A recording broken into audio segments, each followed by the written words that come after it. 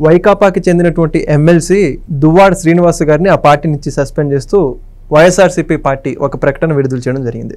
అయితే ఆ ప్రకటనలో ఏ కారణాల చేత సస్పెండ్ చేస్తున్నామో మెన్షన్ అయితే చేయలేదు, కానీ వ్యక్తిగత కారణాలను చెప్పుకుంటూ వచ్చారు. ఇదే అంశానికి సంబంధించి ఆ సస్పెన్షన్ ఎందుకు చేశారో, భవిష్యత్తులో దువ్వాడ శ్రీనివాస్ గారి రాజకీయ భవిష్యత్తు ఏంటో ఇవన్నీ కూడా తెలుసుకునే ప్రయత్నం చేద్దాం. మనతో ఉన్నారు senior journalist doctor Bharat Reddy గారు. సార్ నమస్కారం. నమస్తే సార్, దువ్వాడ శ్రీనివాస్ గారు ఎప్పుడైతే వాళ్ళ పార్టీ ఓడిపోయిందో అప్పటి నుంచి కూడా సోషల్ మీడియా వేదికగా చాలా యాక్టివ్గా ఉంటున్నారు. అది దేని విషయం అని చెప్పేసి రాష్ట్ర ప్రజలందరికీ కూడా తెలుసు.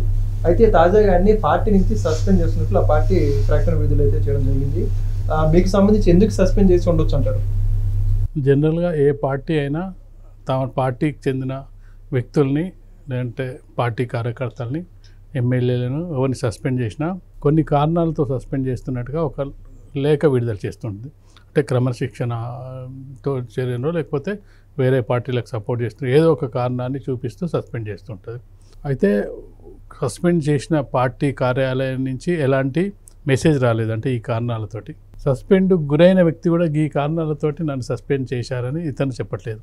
వ్యక్తిగత కారణాలతోని సస్పెండ్ చేశారని, ఆ వ్యక్తిగత కారణాలు ఏంటి అనేది ఇప్పటి వరకు బయట పెట్టలేదు. వ్యక్తిగత కారణాలంటే ఇటీవల కాలంలో ఎన్నికలు అయిపోయినప్పటి నుంచి జగన్మోహన్ రెడ్డికి సంబంధించిన నాయకులు ఒకవైపు మామూలు కేసుల్లో అటు తిరుగుతుంటే, ఈ దువ్వాడ శ్రీనివాస్ది మరో కేసు. తన ఇద్దరు భార్యల పంచాయతీ గోల ఒక నెలకు 2 నెలలకు ఒకసారి అది గొడవ జరగడం, అది సోషల్ మీడియాలో అది విపరీతంగా ట్రోల్స్ అవ్వడం, దీంతో దువ్వాడ శ్రీనివాసరావు ఒక్కసారిగా మొత్తం ఆంధ్రప్రదేశ్లో తెలుగు రాష్ట్రాల్లోనే ఒక పాపులర్ వ్యక్తిగా గుర్తింపబడ్డారు. దాని తర్వాత జగన్మోహన్ రెడ్డికి అండగా ఉంటా, జగన్మోహన్ రెడ్డి నేను వీర సైనికుడిని, జగన్మోహన్ రెడ్డి నాకు ఎమ్మెల్సీ చేశారు అనే కోణంలో టీడీపీ నాయకులపై కూడా పడడం జరిగింది. పార్టీ కోసం తనే చెప్తున్నాడు, నేను టీడీపీ వాళ్ళని టార్గెట్ చేయడం జరిగింది, టీడీపీని దూషించడం జరిగింది అని చెప్తున్నాడు. అయితే ఒకవేళ జగన్మోహన్ రెడ్డి కనుక చర్యలు తీసుకోవాలనుకుంటే గతంలో తనకు వ్యక్తిగత అంశాలు అని చెప్పిన సందర్భంలో వ్యక్తిగత కారణాలన్నీ ఇప్పుడు లేవు. వ్యక్తిగత కారణాలంటే ముఖ్యంగా తన ఇద్దరి భార్యలకు సంబంధించిన గొడవ. ఆ గొడవ చాలా కాలం నుంచి కొనసాగుతుంది. వైసీపీ అధికారంలో ఉన్నప్పుడు కూడా అది ఉంది. కాకపోతే బయట ట్రోల్స్ అవ్వలేదు, ఎక్కువ సోషల్ మీడియాను ఆకర్షించలేదు, సోషల్ మీడియా కూడా దాన్ని పట్టించుకోలేదు. అంటే అప్పుడే సస్పెండ్ చేసి ఉండేనా, ఇప్పుడు సోషల్ మీడియాకు వచ్చిన తర్వాత సస్పెండ్ చేసిండా అనేది ఇప్పటివరకు క్లారిటీ రాలేదు. కాకపోతే జగన్మోహన్ రెడ్డిని మాత్రం ఏమాత్రం విమర్శలు చేయలేదు, వైసీపీ పార్టీని కూడా ఏమాత్రం విమర్శలు చేయలేదు. నేను బలైన రాజకీయాలకు నేను బలైన, ఇక స్వతంత్రుడిగా నేను పోరాటం చేస్తా, ఒకసారి సస్పెండ్ అయిన తర్వాత ఇండిపెండెంట్ ఎమ్మెల్సీగా అతను ఉండే అవకాశం ఉంది కౌన్సిల్లో, కాబట్టి నేను ఇక స్వతంత్రుడిగా మరింత పోరాటం చేస్తానని మాత్రం చెప్పడం జరిగింది. నేను రాజకీయాలకు బలైన అని చెప్పడం జరిగింది. అంటే ఎవరి రాజకీయాలకు ఎందుకు బలైన అని చెప్పలేదు, అంటే వివరణ అయితే ఎందులో ఇవ్వలేదు. అంటే సస్పెండ్ చేసిన వాళ్ళు ఇవ్వలేదు, సస్పెండ్ కాబడ్డ వ్యక్తి కూడా ఇవ్వలేదు. కాబట్టి ఇప్పటికి కూడా తనకు జగన్మోహన్ రెడ్డితోనే మంచి సంబంధాలు ఉన్నట్టుగానే తన మాటల ద్వారా అర్థమవుతుంది. తిరిగి మళ్ళీ వైసీపీలో తిరిగి ఒకటి సస్పెండ్ అయినా ఆ సస్పెన్షన్ ఎత్తించుకొని మళ్ళీ వైసీపీలోకి వెళ్ళే అవకాశం ఉంటుంది.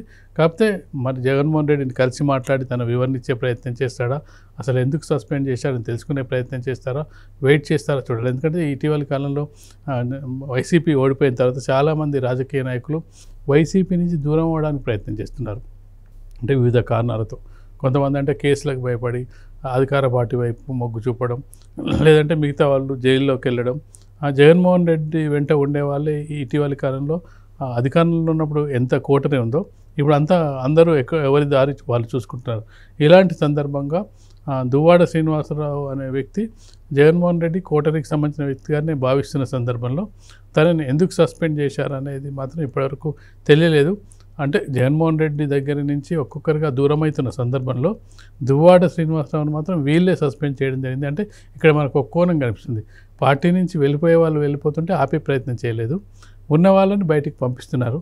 అంటే జగన్మోహన్ రెడ్డి వ్యూహం ఏంటి అనేది రాబోయే కాలంలో తెలిసే అవకాశం అయితే కనిపిస్తుంది. ఒకప్పుడేమో దువ్వాడ శ్రీనివాస్ గారిని వైకాపా పార్టీ తరఫున ప్రజలు గుర్తించారు, ఎమ్మెల్సీగా కావచ్చు, ఒక రాజకీయ నాయకుడిగా. మరి ఇప్పుడు చూసుకుంటే ఆ పార్టీ సస్పెండ్ చేయడంతో స్వతంత్ర అభ్యర్థిగా ప్రజల్లో ఉంటానని చెప్పి చెప్పుకుంటూ వస్తున్నాడు. మరి వైకాపా పార్టీ నుంచి ఏదైతే గౌరవం ఉందో ఇప్పుడు స్వతంత్రంగా ఆయన ప్రజల్లోకి వెళ్ళిన ఆ గుర్తింపు దక్కే అవకాశం ఉంటే లేదా? ప్రజలతో ఎన్నుకోబడలేదు తను, కాబట్టి ప్రజలకు సంబంధం లేదు. ఎమ్మెల్సీ అంటే నామినేటెడ్ పోస్ట్గా చెప్పొచ్చు. డైరెక్ట్ ఎన్నికల్లో పోటీ చేసి వచ్చి ఉంటే ప్రజల మధ్యలోకి వెళ్ళే అవకాశం ఉంటుంది. వైసీపీ నామినేటెడ్ పోస్ట్గా ఇవ్వడం జరిగింది. అదేం ఎన్నిక ద్వారా రాలేదు.